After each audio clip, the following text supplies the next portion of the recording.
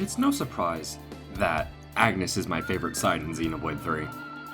Well, I mean, for one, it's the Xenoblade 2 side, and obviously, Xenoblade 2 is my favorite game of all time, so I guess it, would make sense that my favorite side would be, the Xenoblade 2 side. And I mean, I'm not wrong. Like, look how awesome the Agnus side is.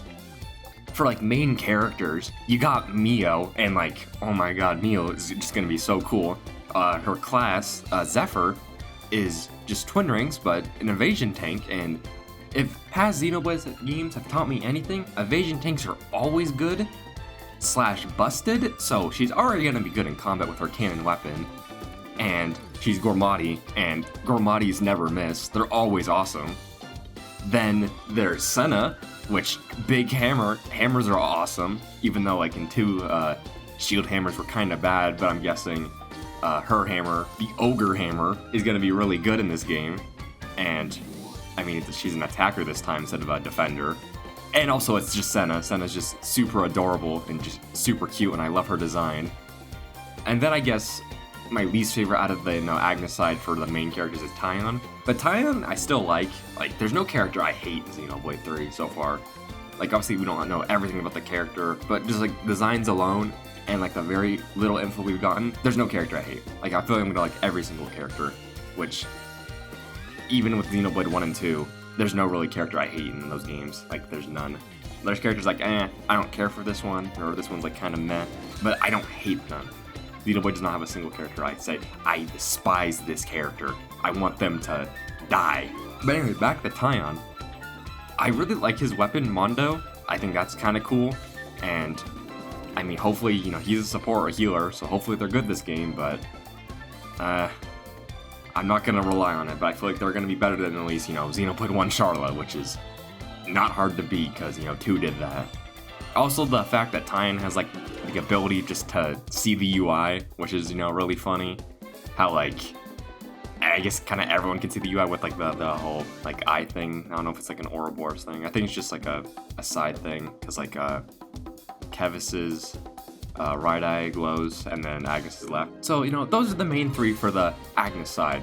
And, I like all 3 of them. They're all great. And if we get into, like, the hero characters, it's, like, even better. You have Juniper, which is, a Gormati, and Gormati still never miss. She's got a super cool design. The whole thing about her name being changed for English, I personally don't care. I just think that since the meaning is still there, that like, oh, her name like makes you think of flowers, just like her Japanese name. It makes sense, it works, just like, how Pyra and Mythra's names were changed for the better. And even to go to Xenoblade 1, I think Xenoblade 1's the Bionis and Mechonis, those are better transitions to our language. Because I think in like the Japanese, it's just called Giant God and Machine God, basically. But no, because like Bionis, Mechonis, that sounds way more cooler. Another cool hero character, I mean, it's kind of half, because I think in-game, they're counted as Kevis, is Riku and Manana. And, I like Manana. I'm personally one of the few people that don't hate any of the Nopon. I like all of them. I haven't played Xenoblade X, so maybe that will change with Tatsu. But, I like every single Nopon. There's no bad Nopon in the series. Oh, there's also Fiona. I really like her, design, like the little horn things, I think. I really like her voice too. She just seems, super adorable and cute, and I like her. Her class, I don't think is that greatest. It's like, gives like random stat buffs at like random intervals. I don't know, I could be remembering wrong with a different hero class. But I don't think it's gonna be that good. But it's okay. I mean, it's gonna be fine. I'll still use them. If I use Charlotte and Xenoblade 1, I'm pretty sure I can get away with this class. And speaking of a bad class, let's go to a good class with Alexandria. And, oh my god, she's also got a cool design. I instantly liked her in the trailer. Like, she's super cool. And her class is like, oh, each time you get a crit, you're more powerful. And Crossset kinda had like, no, was it Crossset? I don't know, I think it was Crossset. I'm just thinking Crossset now. There was another Blade in 2 that had like that kind of skill, and yeah, they were good. and this character Alexander's gonna be good in 3. And judging by the fact that I can give this class to anyone, yeah, they're gonna be good. Like, they're gonna be insanely good. Like, oh my god. We can kind of, move on to, like, maybe they're gonna be hero characters. We don't know. It doesn't seem like, you never know. They could be. They've just been portrayed as, like, they want to kill us, and that's it. Not kill and become friend, like all the other heroes I've seen to be. Kamuravi. Now, there's kind of a theory, or like when he was revealed, and like Monopon posted about it. I remember seeing people posting about like, oh, he kind of looks like Rex and Pyra, so like he could be their son. And I'm not saying that could not happen. Like, that'd be cool if he was like, related to them and was their son. But like personally, this is just kind of a dumb headcanon moment for me. I mean, it's not. I don't really have evidence to go off of. But I just kind of like to imagine that if Rex and, like, Pyra and Mythra did have kids, that they would want to be a salvager like Rex, and, they would look up to him, so, like, they wouldn't want, go, like, oh yeah, I'm gonna go fight in a war, nah, I want to be, like, my dad and salvage. And I'm just picturing in my head, like, Rex teaching them how to salvage with, like, Pyra and Mythra watching, and that just, fills me with life. That's just a cute moment, and I want that to be true, but, I mean, it's fine. It doesn't have to be. I would like it to. I don't have evidence to say, oh yeah, in Xenoblade 2, Rex says, I want to have kids, I want them to salvage just like me. But I mean, Pyra does have a line in a heart-to-heart where she says, I wouldn't mind having a biggest family as you do, Rex. So, I mean, there's my evidence. What I want now is now canon. It's now true. It's gonna happen. The other character, I feel like I'm gonna say his name wrong. Inserd? I'm so sorry. I feel like IGN right now. I'm gonna call like people like Rain, Duncan, the dumb names like that, Shosh, Shulk, Fiara, Rocky. But anyway, he's like related to Tyon, or not related, but like Tyon looks up to him, so that's cool. And I feel like since I have a kind of a theory that, I feel like it may be kind of disproven now since like we've seen more of the trailers and like more footage from Monopon. That probably not true, but I thought like since his eyes were glowing, but it was like red, and Ethel's were as well, that like maybe they're gonna those two become Ouroboros or something. But it was kind of a dumb reasoning. I mean, it could be cool. I would want playable Ethel. To give the Kevis side credit, you have Ethel, so like that's kind of a win. And I want playable Ethel, because like hero characters sadly aren't going to be playable. You can have their class view on the main 6, but like, maybe as like a secret character, like the spoiler character, halfway through the story, Ethel and insert Ouroboros, and like you have a 4th pair, and you can choose which, one pair won't get a play, but like you can choose. That'd be kind of cool to give even more customization, but this game already has so much, so like, that's fine if that's not. I just want, mainly want playable Ethel. And also, we can't forget that, the leader of Agnus is Nia. Or, it's like 99% Nia. That it could not, there's like that chance it's not Nia. There's a chance it could be Nia. I don't know, maybe it's just like, it's Nia's daughter or something, who knows. That just looks extremely like Nia. And same with like Melia. It's her daughter that extremely looks like Melia or something, who knows. I don't know. It could be not. If it is, I would hope we don't have to kill, Nia. Because, like, Nia's awesome and I love Nia. Nia's great. Same goes with Melia. I obviously love Melia as well. Melia is, favorite character from 1. And Nia is up there. She's, like, 2nd favorite character from 2. Just, my first is, 3 characters. So, shush. I'm cheating, but I don't care. Now, I've kind of gushed about the Agnus characters. And, give my own thoughts and theories on all of them, or at least a good chunk of them. Not every single one. I feel like there's a few hero characters I'm missing. But I've, done that. And, they're all great. I love all of them. They're all great. Like, sure, they don't have Ethel, and Ethel's, like, my favorite from the Kevis side. And also the Kevis side does have Eunie. So, like, the Kevis is still winning on characters. But one thing that I just am extremely happy for, and I just prefer strictly over Kevis, is the fact that the Xenoblade 2 side, or the Agnus side, has auto attacks charge their arts, while Kevis is cooldown. Now, I don't mind the cooldown. Like, I played Xenoblade 1 and I still enjoyed its combat, and like I still go back and have fun with it.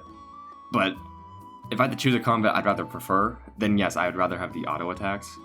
And I know they probably did this, like, oh, it's like, since, the world's fused, and like they have like their abilities, or like how arts worked in their universe, which I think is cool on paper, but I feel like the Agnus character is going to be kind of a lot more overpowered, judging by the fact that, like, let's say, one art, like just a normal art for, like, let's say, backslash. I know that's not an art, but whatever. Backslash has like an 8-second cooldown, and like that's not that bad. And then, I know from the Kevis side they have Sword Bash. I know I'm just literally taking Rex and Shulk's like back attack art, but it's fine. It works for this. Sword Bash, and it has like a 5 hit cooldown. You can get 5 hits off with auto attack by, like, whatever you like term you like to use, like stutter stepping or just art canceling, even though it's a different term, but like, you know what I mean. Like, you can just stutter step, get your 5 hits in really fast, unless you have like a great axe, or actually no great axe aren't in this game. That I mean no, but like a class with a slow auto attack, you can get that in a lot faster than 8 seconds, and I feel like you could probably pull off 2.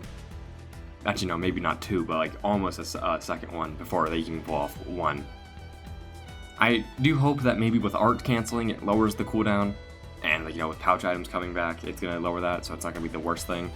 That's like kind of one of my little mini fears, but it's not like a fear like, oh my god, this game's gonna be bad. It's just like, oh, that's kind of not gonna be the race. I'm still gonna play as like Kevis characters and those Kevis classes. I'm still gonna have fun with them. I just feel like I'm gonna enjoy the Agnus side characters, and also the fact that like you have Mio's evasion tank, and evasion tanks are good, and Alexandria's Incursor class, where crit does more damage. Yeah, you're really giving the Agnus side all the OP classes. It's like, okay, so you're just gonna make them even better. I see, got it. I guess another thing I can kind of talk about with, like, Xenoblade 3 and how I like the Agnus side a lot.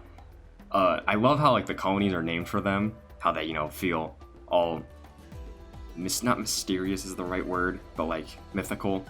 It's, in line with the Xenoblade 2's like world tree and all that stuff. It really is fitting. Also, how the Kevis side is numbered like how it is in Xenoblade 1, like Colony 9 and all that.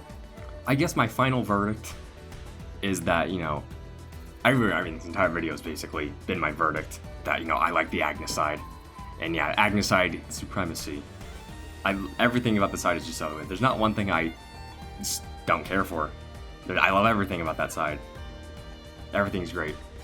Like, sure, I said like, oh, Tion's my least favorite, but that doesn't mean, oh, I hate Tion. Tion's the worst character. No, I still like Tion. It's just when you have Mio and Senna there, and arguably Mio's probably gonna be my favorite character of the game, with Senna being close competition, it's kind of hard to beat that for Tion.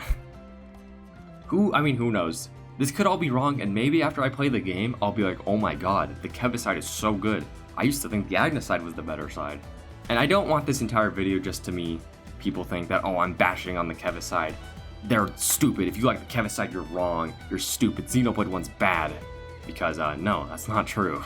I still love the Kevis side. I love Eunie.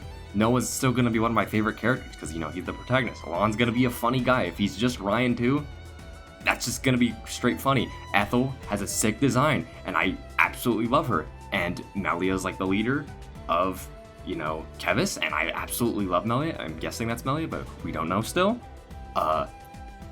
There's also, Riku. Riku's just funny. The Chadpon. And then, like, isn't Gray from the Kevis side? And Gray just uses guns, and that's just absolutely cool.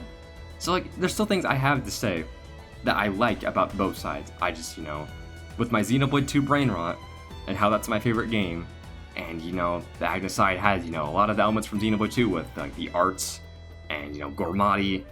It's kind of hard to not pick that side, because, well, yeah, Gormati, man. Gormati are so cool. And I hate to see it when certain Xenoblade 1 and 2 fans have to fight and say our game's better, no, our game's better. And it's just like, why are you guys fighting? There's no point. I also don't like that, like, oh, you like this game, that means you hate the other thing, which that's not true. That's not really a Xenoblade fan thing, that's just more of like people on the internet thing, which, not true. Sure, I've been showing my love for Xenoblade 2 more throughout this, but like, I still absolutely love Xenoblade 1. Xenoblade 1's very close. It is so close to being my favorite game, it just, Xenoblade 2 just takes it over for me. It's like still insane. Like after I played those games, there was for a long time I didn't know which one game was my favorite. I just said they were both my favorite game of all time. Both games are fantastic, and I just hope people understand that. And besides, why are we fighting when we should take out the true enemy that is Smash Brothers?